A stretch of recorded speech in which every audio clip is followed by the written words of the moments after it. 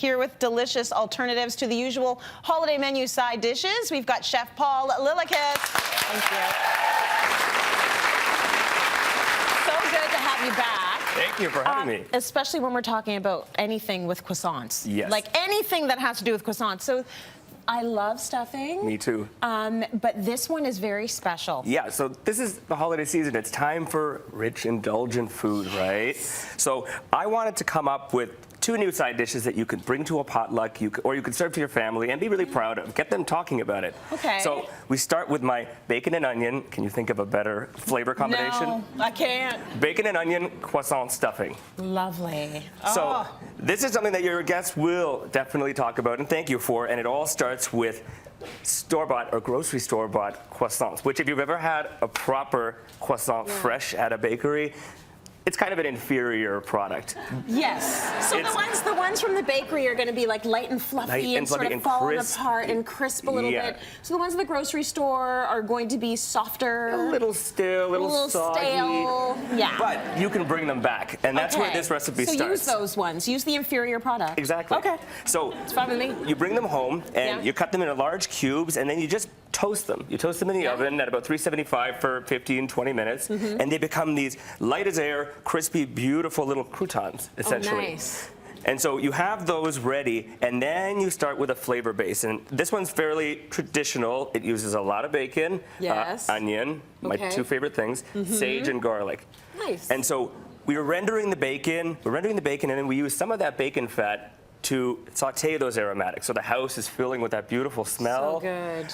And you're adding a little bit more fat. Yeah.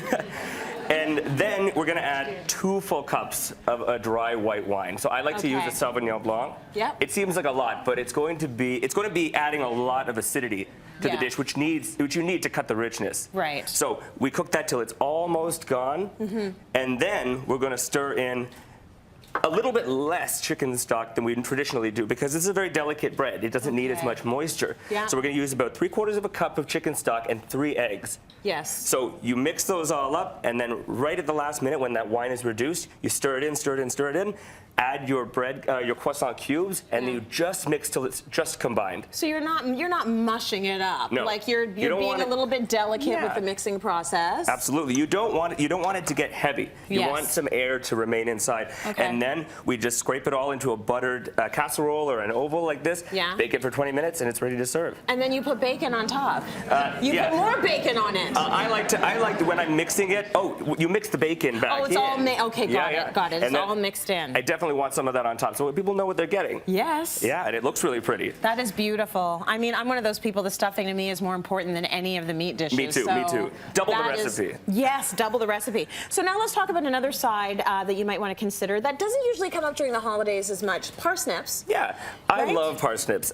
They're very sweet, and I like a roasted parsnip. They're high in sugar, so they caramelize. So when you're roasting them, you could smell the whole house is filling with that sort of caramel aroma. Yeah. But because they're so sweet, they benefit from a little added acidity as well. Okay. And so what I like to teach people is that vinaigrettes aren't just for salads. Right. So what we're going to make for this is a walnut vinaigrette. Nice. So we're going to use walnut oil. So here in this bowl, I've already added about 1/3 of a cup of walnut oil. Yeah. 2 tablespoons of white wine vinegar. Yeah. Some Dijon mustard, garlic, and honey, and salt. Okay. And we just got to whisk it up.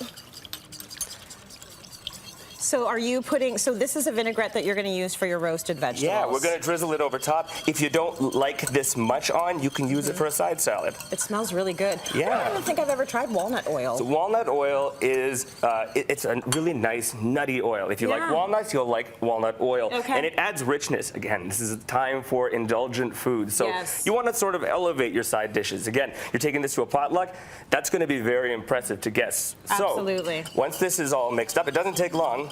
We're just going to drizzle a little bit over top. And this is before you roast? No, this is after. This is after you roast. That's a very good point. taking a step back, let's talk about parsnips first. Yeah. What is a parsnip? I was joking. So when you're dealing with a parsnip, is it a fussy vegetable when it comes to like cleaning, cutting, any of that? The only thing they need is a good scrub sometimes, and I always chop off the top because there can be dirt encrusted in there. Yeah. And so you know you're not going to get any dirt in there. Okay. But the reason why I have these two here is because in my recipe, I always say, quarter or halve your parsnips or carrots, depending on how their size. Yeah. But as you can see here, sometimes they're even bigger than that. So use your sensibility. Yeah. Knock that top off. This is one that I would quarter. Got it. This is one that I would cut into sixths. Right. So just get a good sharp knife. It's big. So yeah, use your best judgment. And then just a little bit of oil, salt, pepper, and into the oven for about 25 minutes at 400 degrees. So you do want the sizes to be sort of even. A little bit similar. A little bit even. Really and nice. then at the very end, when I dress, I like to add a little bit of roasted walnuts on top. Nice. And that's your elevated holiday side dish. Beautiful. Give it up for Paul, guys. That's very nice. So what we like to do is put the recipes online at cityline.tv, and we have to talk a little bit about dessert. If you're looking to bake up something sweet to go along with your holiday meal, we've got you covered. The recipes for our favorite holiday cookies are up right now at cityline.tv.